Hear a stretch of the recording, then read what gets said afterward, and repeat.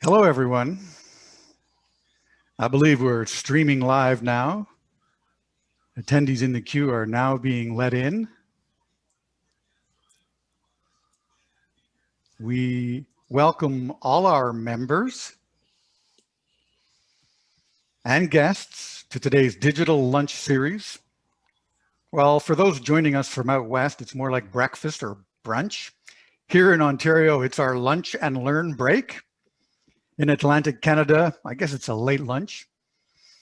But wherever you are, sit back and settle in. This is our first What's Up Wednesday digital series, and we have a very special guest speaker today. What's Up Wednesdays are brought to you by the Institute of Certified Management Consultants of Ontario in cooperation with CMC Canada and the Canadian Association of Management Consultants, along with support from the various provincial institutes and the International Council of Management Consulting Institutes. I'd like to welcome international members and guests for joining us from Chennai, India, Detroit, Michigan, Brunei, Nigeria, Bulgaria, and Belarus. My name is Craig Mackay, President of the Ontario Institute, aka CMC Ontario. It's my great pleasure to be your host for this event. For those guests joining us today, non-members, welcome again. Think about becoming an associate member.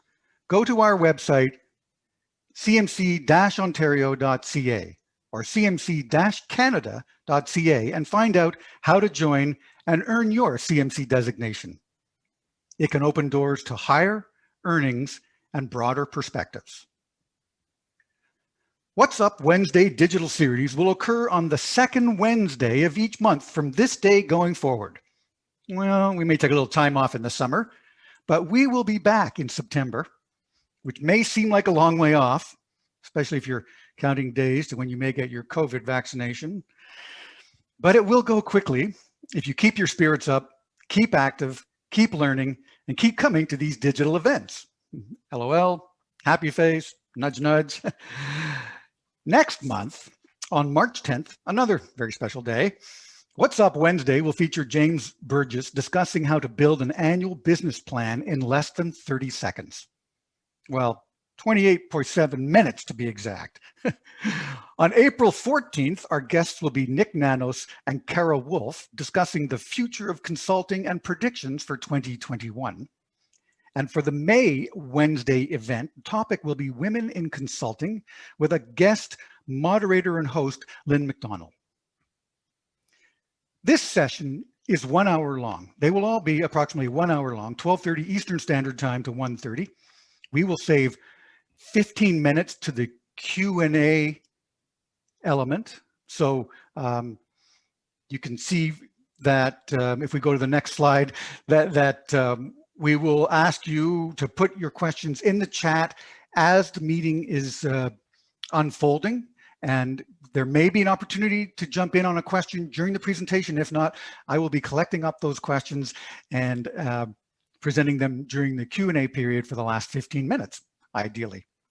Today is the kickoff for our What's Up Wednesday digital series. And we have a very special guest speaker. Yes, she is the CEO of Morningstar Center for Engagement, a certified executive coach, a thought leader on coaching competencies, and a top facilitator with the World Business Coach Summit. Her talk today, as you know, is on beyond surviving to thriving, optimizing personal and professional self-management. Please welcome Carolyn Hamilton-Kuby. Thanks so much, Craig. Hi, everyone. Thank you for taking time to be here today. It's a pleasure to be on board as we do exactly what Craig shared. We're going to look at ways to optimize self-management in a holistic way, both personally and professionally during the pandemic and beyond. Ways to move beyond survival mode to thriving. I don't know if it's sunny where you are, maybe externally, hopefully internally, and that can give us a lot of energy. We're going to kick off today's session with a poll. want you to check in with your energy level. Where is it on a scale of 0 to 10? 0 being no energy at all, 10 being highly energized.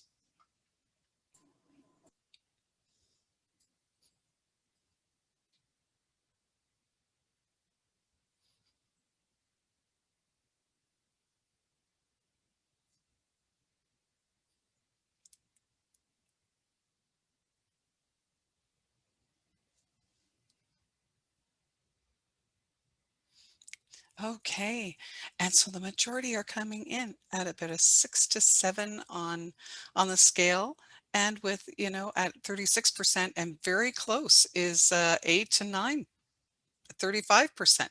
Wow, already highly energized. Fabulous, fabulous way to start out this session. And hopefully, as we go through, you will glean tips, techniques to help you sustain and tap into energy even more so, because that is a key element in thriving. I'm going to invite you, if it speaks to you, to record along the way where you're having some energy shifts up or down through this presentation, and what aspects of what was being presented or what you were thinking of contributed to those shifts. As well, I'll be asking some questions of you along the way for you to ponder. A couple of times I'll ask to share in the chat if you're comfortable, but for the most part, it will be for your own self-reflection and recording if you wish to. All right, so within today's session, we will be looking at the change that we have been dealing with from a personal and professional context, looking at empowerment tips and techniques. And as Craig shared, questions will typically be pretty much at the end. If you've got a burning question in between, absolutely put it out there, but there will be time at the end, 10 to 15 minutes, and a wrap up. I want to acknowledge wisdom in the room. So it may very well be that some of the concepts, all of the concepts are new to you. Maybe not. Maybe you're familiar. Maybe there's a new spin on it. Maybe it's an opportunity for a refresher. What a year it's been, right?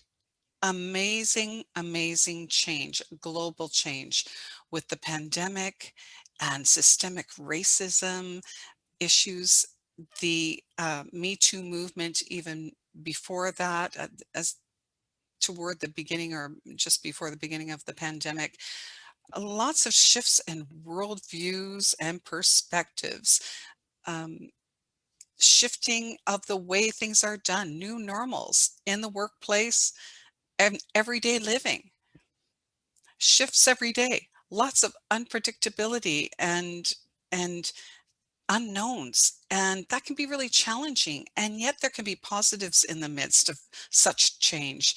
During these times of change, these shifts of perspective can be a great thing. Maybe the message is it is time for change. I want to speak to the workplace context just very briefly, from a professional perspective.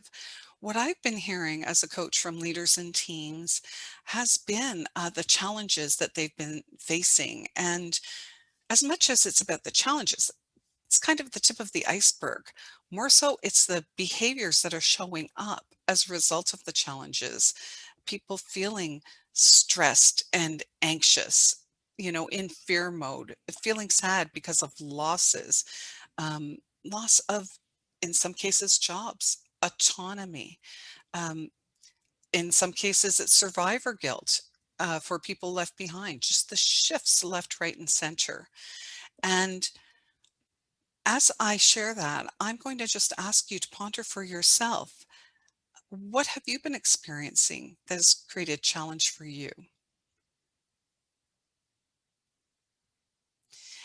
And the second question I have as a coach beyond that is, once you're pondering the challenge, and for some, it may take a while to process, um, but as you think of that challenge, the biggest challenge you're dealing with, what are you doing to address it? Or what's one key thing you could do to move forward from it?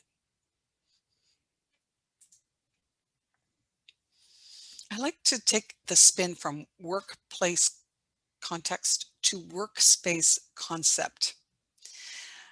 The workplace life is external, and we have the power internally in our inner workspace. In our head, we can get in our head and amplify and even embellish challenges that are real, but they can be enhanced just by our perception, the way, the lens we look at things through our experience, our beliefs, our values. And so, a key part of self management, in my experience, setting ourselves aside from those who might be feeling sadness, like that first unhappy face, to the third one in maybe frustrated, angry, and the last one in fear mode, you know, a way to shift into thriving mode, energy mode, is to absolutely look at the situation for what it is and the challenges, but also see the opportunity. Look for the opportunity. Where is it? In my experience, that can really help us shift from a reactive mode to a responsive centered mode. And that is where self management lives. So, through the rest of the presentation, we'll be looking at ways to empower ourselves and others, the tips, techniques they apply in life, work, to ourselves, colleagues, family, friends, just to help thrive in the midst of any new normal. We'll be looking at shifting changed, challenged mindsets. I don't want to say that many times fast, maximizing interactions with others, and optimizing self management. I'd like to share the flourishing measure. The human flourishing measure is from a paper, a 2017 paper published by Dr. Tyler Vanderweel. He is the director of Human Flourishing Program at Harvard University. And the paper was on the promotion of human flourishing. Flourishing linked to well-being, and they referenced in the paper thriving. And so it's been used around the world as it's shared. There are 6 domains, and within each of these domains, there are 2 items rated on a scale of 1 to 10. You're going to have this resource. It will be shared with you, I believe, in the chat as we go along. You'll get some resources along the way. So you'll have a link to the PDF and as well to the website for the actual paper. And so within these various domains, there are key elements that contribute to thriving, flourishing, well-being, and the first one being happiness and satisfaction, and asking questions around those, key questions around those, mental and physical health, meaning and purpose in life, one's character and virtue, close social relationships. Those have been challenged by social distancing in the last year for sure. And the last domain being financial and material stability. And the last domain is really only used if it's deemed necessary to sustain the other domains over time. Typically, the measure includes those first 5 domains. And so each of the 2 statements that are measured under each of the domains are on a scale of 0 to 10.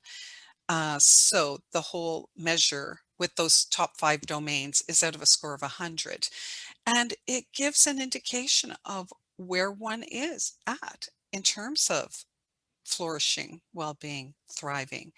And so if it speaks to you, I invite you to visit that and use it as a self-assessment along the way. Check in with it every couple of months or so and see where the shifts are. Are aspects increasing, decreasing? Is that a good thing? Not a great thing? And for me, what spoke out the most was really the top one around the happiness factor. And it seems to me integrated in all of these at some level, and even shows up under character and virtue in the 8th measure. There's happiness right there. Part of getting through challenging times in life, at work, involves tapping into lightness, levity, happiness, joy. So as we leave the slide, I'm going to invite you to ponder, where is happiness in your life right now? How are you tapping into it? And if you're not, How might you start?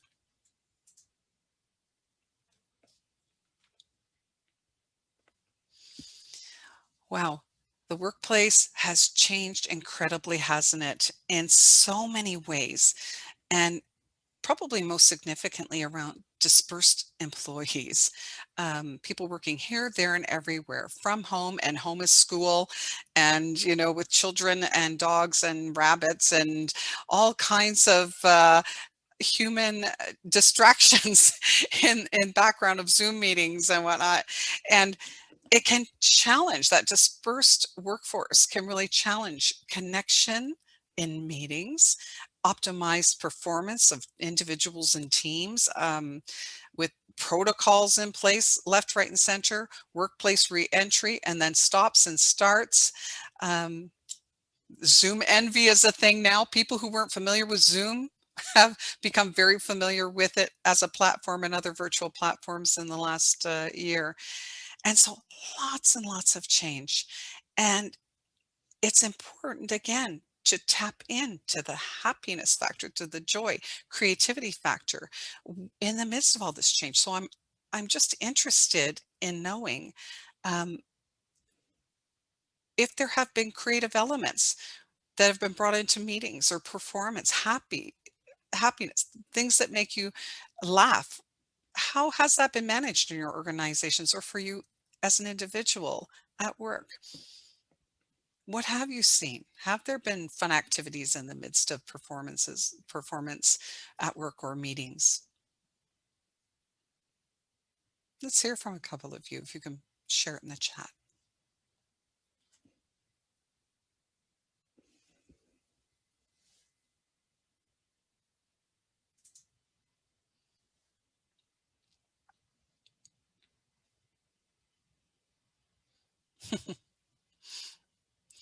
Need to stop calling it working from home. It's living out. So true. There you go. Okay, Susan held a lunch hour. Name that tune. Ah, there you go. To generate some socializing and fun. Robin, efforts to collectively celebrate. Great. Ralph had to adjust very quickly, for sure. Eileen, consider it work from anywhere. WFA, love it. It's so true. Major adaptability. Claudia, virtual escape room. Oh, that sounds like fun. Vina, anxiety and uncertainty takes over. It can, absolutely. Um, and Jeff is sharing this cottage industry and creating cards and visual aids to get people engaged and loosened up. Right. We are seeing more and more resources. And um, if it's not already the case where you are, then it's an opportunity. It's an opportunity, and I encourage you to bring it to the plate. If you're a leader and or on a team or just for yourself individually. I've heard of just musical dance breaks in the middle of some meetings. I was delivering an 8-week program at the very start of the pandemic and had just met the people for the first time, a large group, and by the second week, everything had kind of locked down, and you could feel it, the energy at in the room as I started up, and instead of just kind of launching into the plan, I checked in. And as I was checking in, I could see by the light shining over me that my silver highlights were really coming through. Hadn't been there before. Go figure.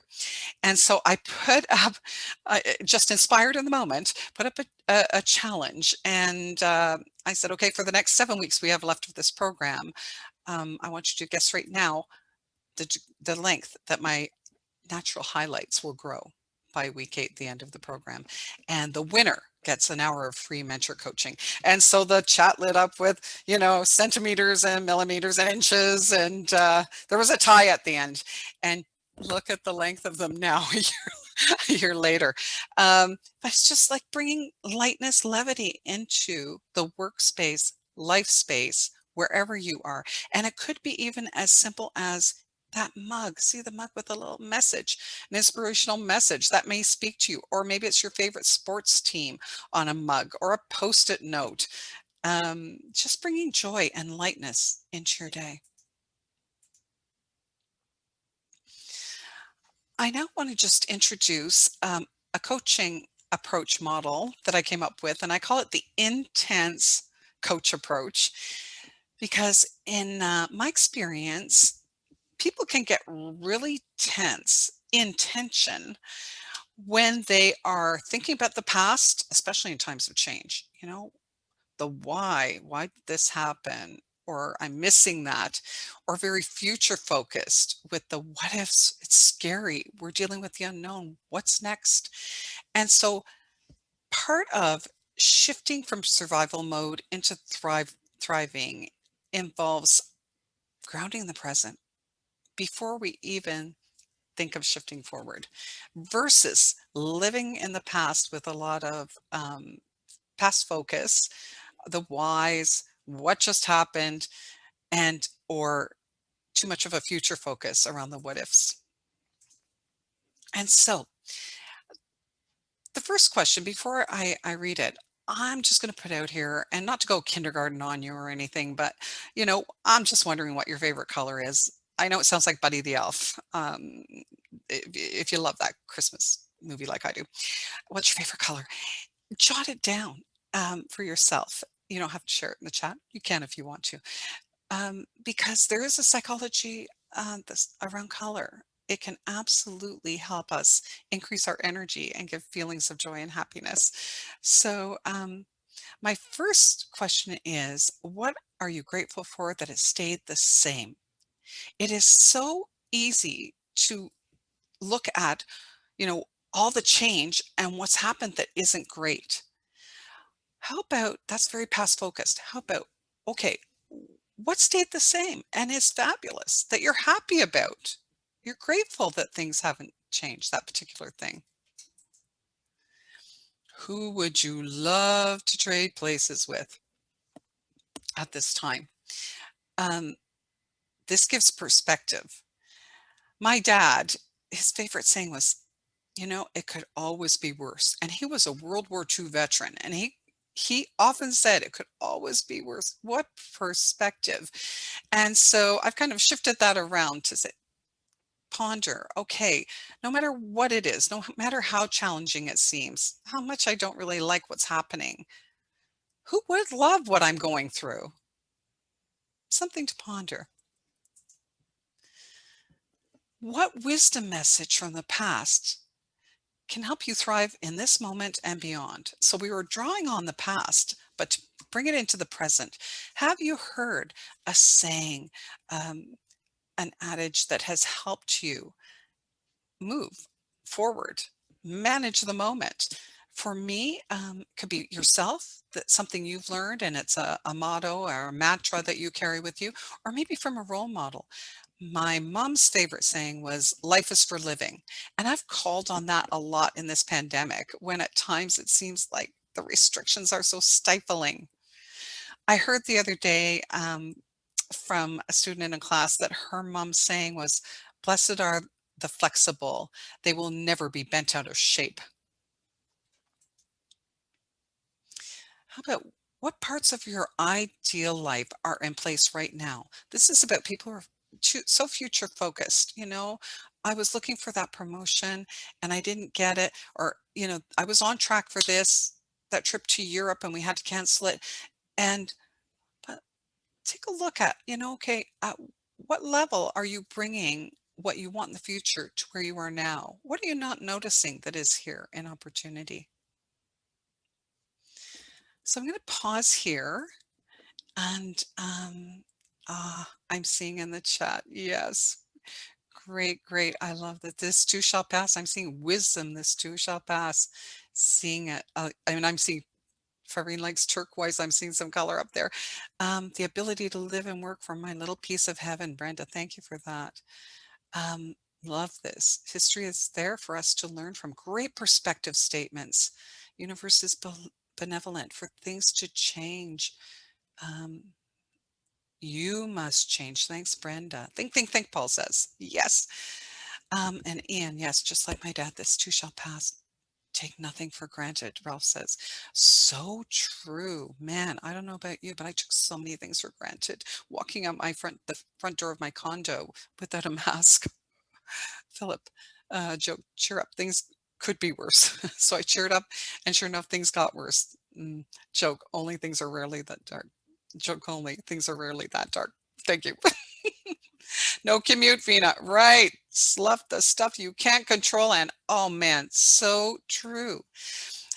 And anchoring into these positive statements, helping us ground in the moment versus getting caught up in the past or in future can really help thrive, shift from surviving into thriving. So I'm just going to stop for a minute and see if there are any questions, a key question to come up at this point, Craig.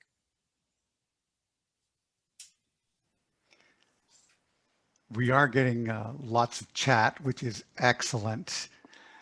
I personally think blue is the most popular color. Sorry, just had to digress down to that for a second. But I think a question that I would have is back to that Harvard self-measurement flourishing measure. I was thinking that number 7, always act to promote good in all circumstances, was a key one for me. Yes. And I'm just wondering, it seems to me that some of those 7 or 10 items are all really important in self-measuring us or ourselves for the pandemic situation that we've been going through, isolation and obviously fear of infection and concern over work and financial matters and whatnot. Is there one of those self-measurement ones that sticks out for you as really needing to focus on? Oh, great question. Thank you. You know, to me, the happiness factor was the big one. Okay. Because to me, if it is in place, Craig and everyone else, then it's an indication of the mental and physical health. It's an indication that you are on purpose. It's an indication that the other ones are in place at some level. But if you're not happy, what do you do then? What's the next, prognosis for your self-management there? Yeah. So if you're not happy, these are the tools. Ask yourself these kind of questions. Access this if it speaks to you. This is like a buffet. Take from this presentation what works for you. Okay. I just ask you, pick it up, maybe chew on. If you don't like it, that's okay, throw it out. My feelings would not be hurt. If any of these questions or the concepts that come up next, we're going to cover some other aspects that can add to the self-management toolkit and tap into happy. Maybe it is having your favorite color, wearing it, or by you, for instance. Exactly, like I shared, maybe it is bringing joy and silly fun activities for creative, asking people to measure your silver highlights. Having some fun. Having some fun. Throwing in some curveballs. You've got taking it. care of yourself, treating yourself, maybe spoiling yourself, maybe spoiling somebody you love, I guess. I get that out of all of what you just said. Wow. Well, you came up with, you. Thank you for putting it out there. You've got it. And that's what happens. Thanks. And that's just prompting, Craig, something I want to share. Take space to think and play and get creative, because sometimes we're so busy or we're so caught up in the worry that the creativity shuts down. So just as you just brainstormed yourself, Craig, right there. Yeah. And I agree, Val, the definition is completely individual. And Susan, is happiness feeling joy or being content? You'd get to define it. That's the great thing. It really is up to you. So we're going to move on and look at maximizing interactions with others. Yeah, that absolutely plays into thriving. To do that, going to touch super quickly on the Myers-Briggs type indicator. This could be a multi-day workshop around the Myers-Briggs. I'm a certified practitioner. Maybe some of you out there are too. And so this is just a really quick overview, just in the context of giving you some ideas around helping you optimize your energy, empowering yourself to thrive.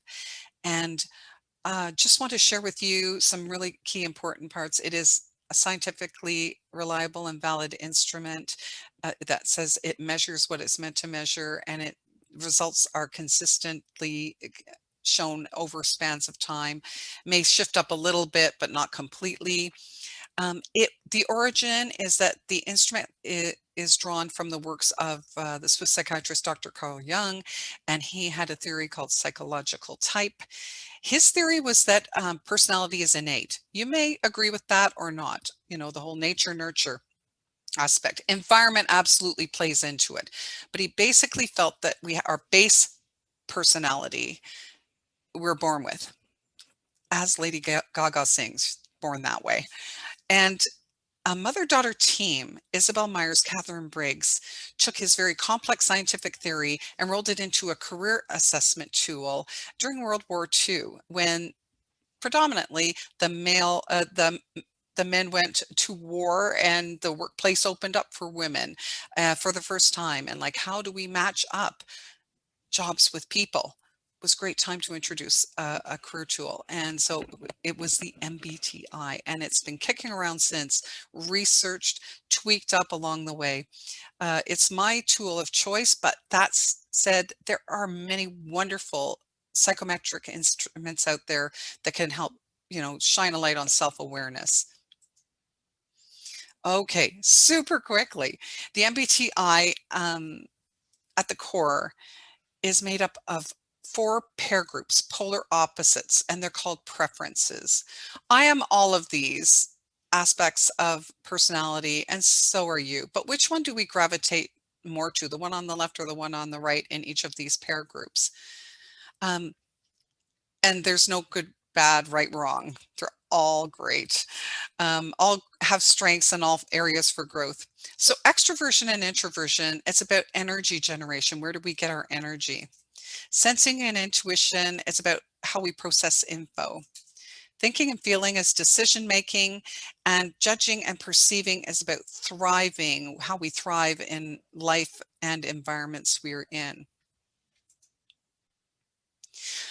So for the purpose of today, I'm just going to zero in on the top pair group and the bottom. Extroversion, introversion, referred to as E and I, because it's about energy generation, where we get our energy, and that's part of thriving. And J&P, judging, perceiving, again, it's what environments, what kind of lifestyles help us thrive, what brings out our best. And it's important to know that for accurate results, I'm asking you to just to self-assess in the moment, but it really requires completion of a valid MBTI from a certified practitioner. But for fun, let's just self-evaluate in the moment. Okay, so E and I, extroversion and introversion. The key question is, where do you prefer to focus your attention and get your energy? It's not about, the dictionary definition of E's being very outgoing and I's being more reserved. It really is more about, when your battery is low, how do you energize? Is it around getting your energy, being around people and doing things, discussing, more extroverted external activities? Then your preference is more on the E side. Or do you get your energy when it's low with solo activities, pondering, reflecting, and you learn best by processing internally? If that describes you, then you get your energy more internally, and your preference is more on the introversion side. More on the E, more on the I. We are both. I am both extroverted, introverted, but my preference is more on the E side. Yeah, more on the E side, Brenda. And as you self-assess and think about yourself and work colleagues and maybe people at home, how they get their energy and how's that been impacted during the pandemic. For people like me who are E's, not being around people on Zoom, yes, but not around, has taken away from some external stimulation that helps my energy build. That's been challenging. And more solo activities. I have felt energy drains as a result of it. People who I coach who are more on the I preference are saying, I don't want to go back to work. I love it. Except if they have a lot of people around at home, and then it's overstimulation and they're hoping to go back to a cubicle or whatever where they've got some space to themselves. And again, no right, wrong, good, bad, either way. But you can imagine, even in workplace reentry, The E's may be ready to like talk all the time once they're around everybody. And the R's, they're like, I need space, slow it down, you know? And E's could be like, what's the matter with this person? They don't want to talk on their lunch break. No, they're rejuvenating their battery because they've had a lot to do and they're more on the I preference. And so it's about being aware of your preference and recognizing that, you know what, if you are feeling challenged with energy, there may be a reason for it, for sure. And once you know this, then you can take steps to tap into activities that are going to feed either your extroverted type of personality or introverted.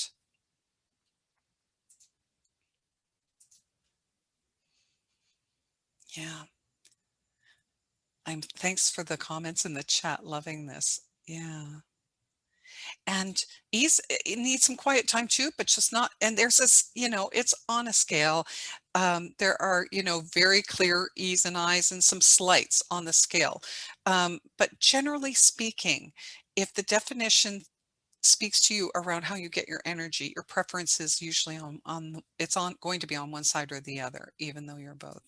For J and P, judging does not mean you're judgmental. It means that you prefer closure, structure, and dealing with predictability. So that organization as well as part of it.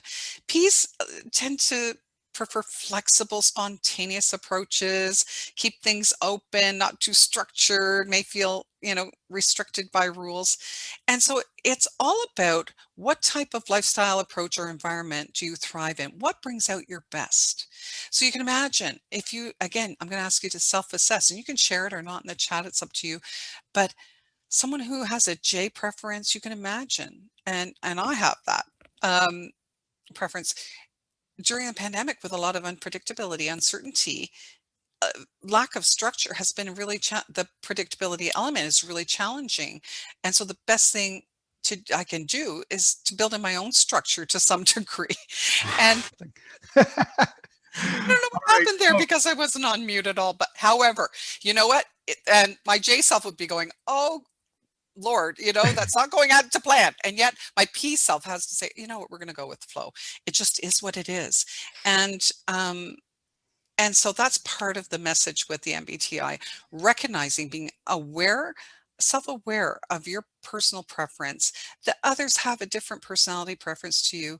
If you believe in Jung's theory that we were born that way, I find that people are more forgiving because it's like, okay, that's the way he or she shows up in the world, or that they show up in this world. It's neither good, bad, right, or wrong. It's just a matter of knowing and adjusting. And in my experience with Myers-Briggs, people can shift the perspective, their mindset, from looking at interpersonal relationships as challenges to opportunities. And the key question to consider is, are you dealing with difference or diversity versus difficulty? It's really easy to label people as being difficult, but maybe it's diversity of personality. They're seeming like they're controlling, but maybe it's just that they're feeling very uncertain and they're putting more structure into it. Maybe they're seeming difficult, but maybe they're a P and they're just bumping up against rules because that's just their personality. And I'm seeing great. The chat. Thank you so much. This is lovely. All the chat comments. And Sherry, 100% E at work and 100% I at home. And that, for sure, different parts of our personality will show up in different contexts. There's more information and there's a resource that is shared in the chat. And as I said, it can be like a multi-day workshop, but I just wanted to zone in on those two pair groups. We're going to wrap up here with optimizing self-management by self-talk. In my personal and professional experience, managing self-talk helps manage stress, manage change, manage ourselves. It is the key tool that I pick up because empowering thoughts equate to motivation, energy increasing, and thriving.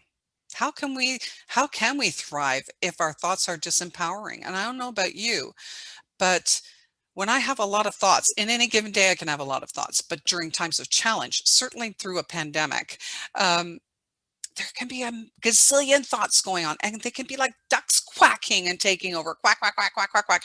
And the ducks can often be past or future focused. Past focused, past focused ducks quacking, the why did that happen? That's not fair. Why? Or the future focused ducks, what if, what if? There's so much uncertainty. What if this happens? What if that happens? And the reality is that that's over. Whatever it is from the past, it is what it is. Do what we can with it and move on, because we can get stuck if we don't move on. It's just survival mode. And future focused, well, the fears may happen or not. Sure, there's possibility more negative could come, but there's equal possibility that positives could come. So to get stuck in thoughts about the past, the ducks quacking about the past or future, doesn't serve us. It keeps us in survival mode. Sometimes it's one big duck, like a big inner critic. I don't know if you can relate to that or not.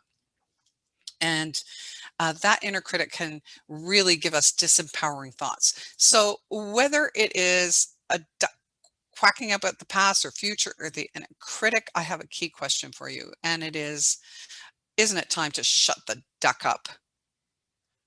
And I made sure I said duck.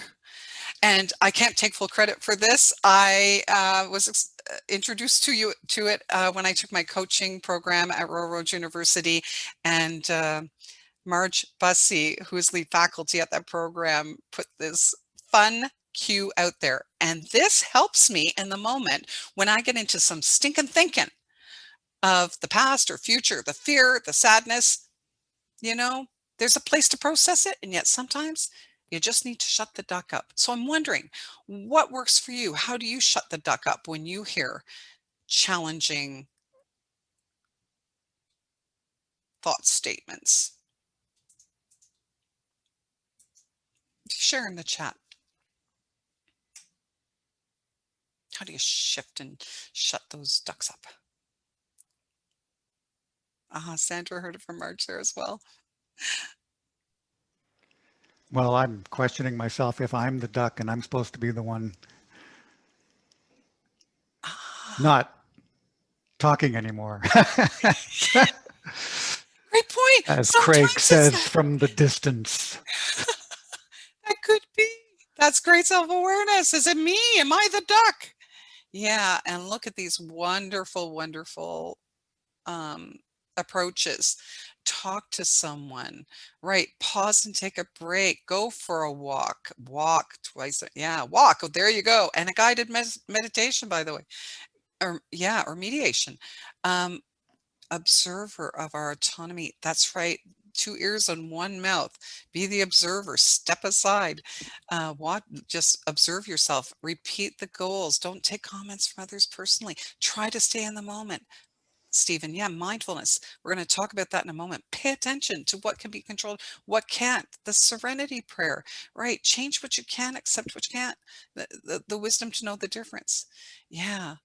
Oh, and Anne got a duck flake ornament. How cool. Look at this. This is wonderful. Fabulous. Fabulous. Thank you for sharing. Yeah.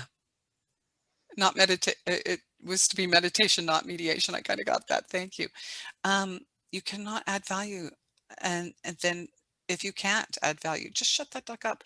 And Venus saying from the Buddhist philosophy, don't fight with the duck. Welcome it and say, just welcome it. And for what it is. And we're going to talk about that right now as we shift forward. Here you go, the mindfulness approach.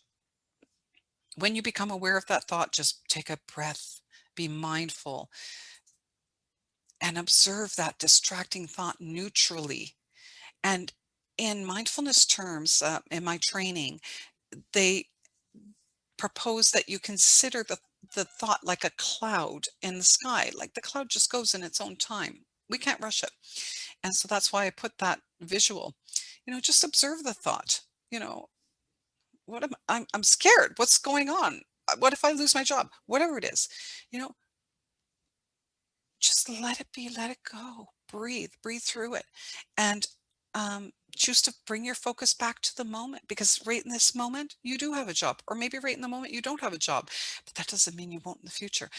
We can really get so caught up in that future focus and or the past that just grounding in the moment is very empowering and helps us preserve our energy and thrive. And I'm living proof. I've been practicing mindfulness for over a decade now, that it's not necessarily easy initially, but I'm pretty much able to just let those scary thoughts go like a cloud in the sky in my visual field.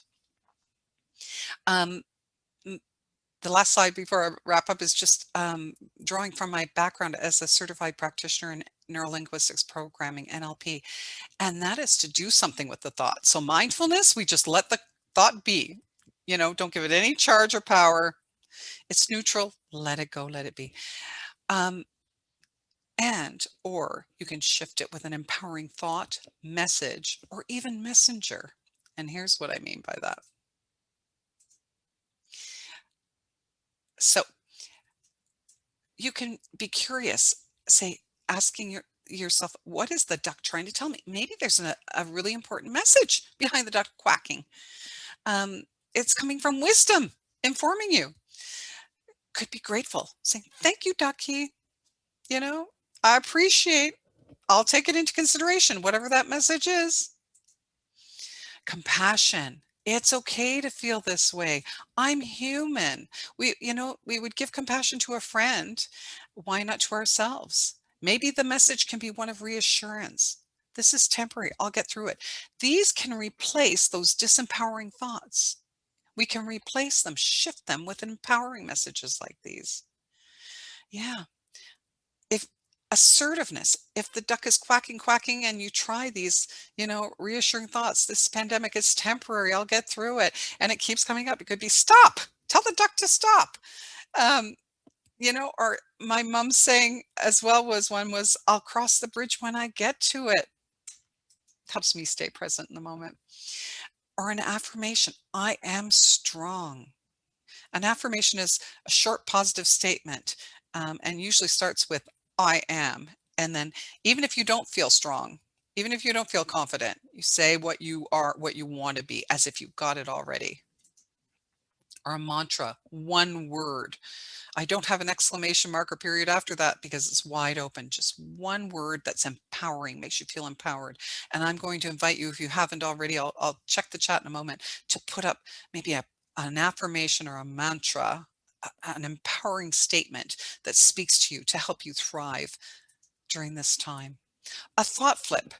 Take the disempowering message and flip it.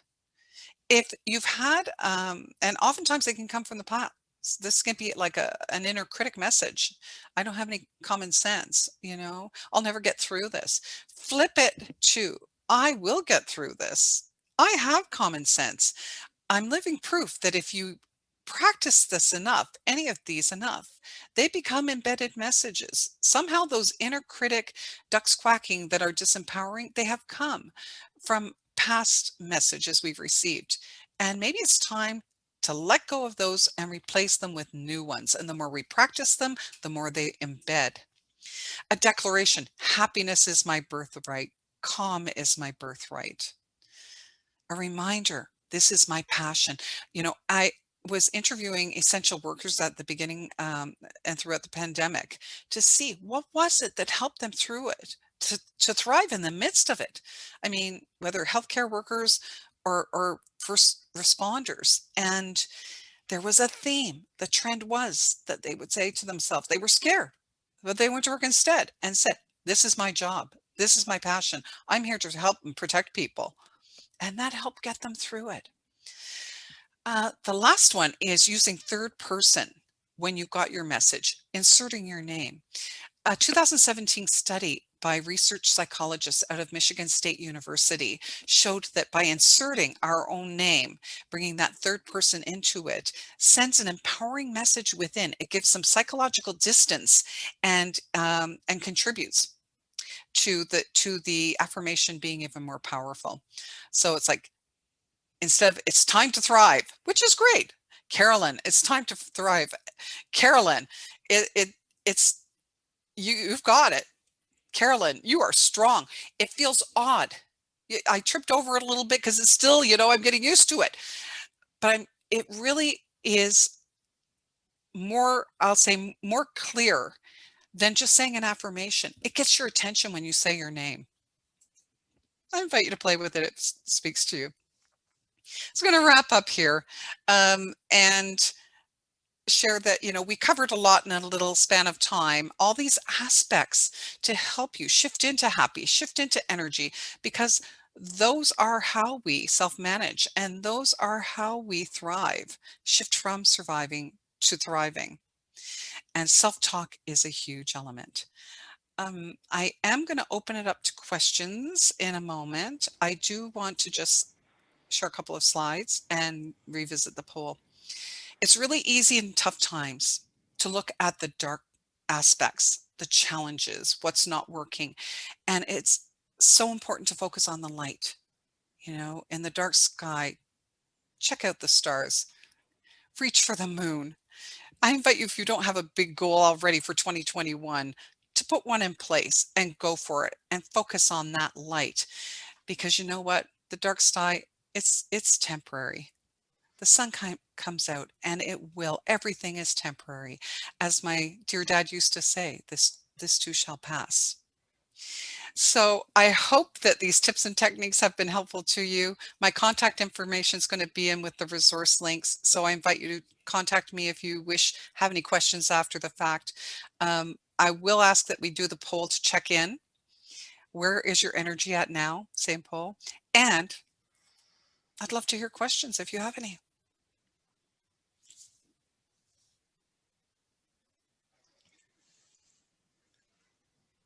Thank you, Carolyn. That was fantastic. And while people are still entering their energy levels, I know mine's higher, and it was pretty high to begin with because we've met a few times leading up to this, and every conversation has been rewarding and exciting, and I got a lot of insight today from your presentation. I'll just go back to that question that I threw out there earlier on when we were talking about that Harvard flourishing measurement self-assessment. And I asked you, how do you find that happiness? And so I got the answer from you.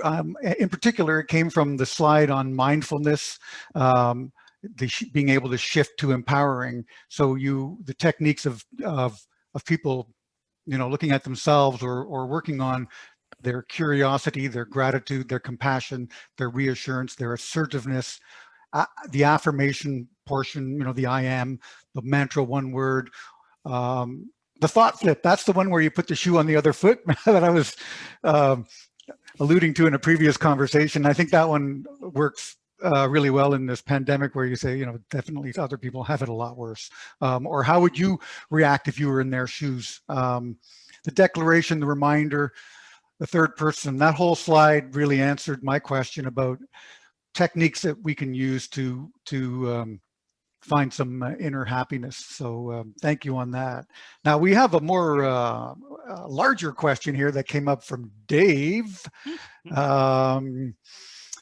What do you envision the scope of challenges for leaders and their teams who may be disillusioned, grieving, or suffering over the events of the last 11 months? Ah, yes, man. You've hit the nail on the head with it's so true. There's disillusionment, there is grieving. And as a coach, I have found that even helping them acknowledge that that's a natural response to loss, to challenging times. And going back to the intense coach approach, to the degree we can, I mean, it can be very widespread in terms of that scope. And it always goes back, though, to the individual. The leader really does influence teams. And helping them empower themselves is huge during this time. Kind of going to Ken Blanchard's servant leadership model.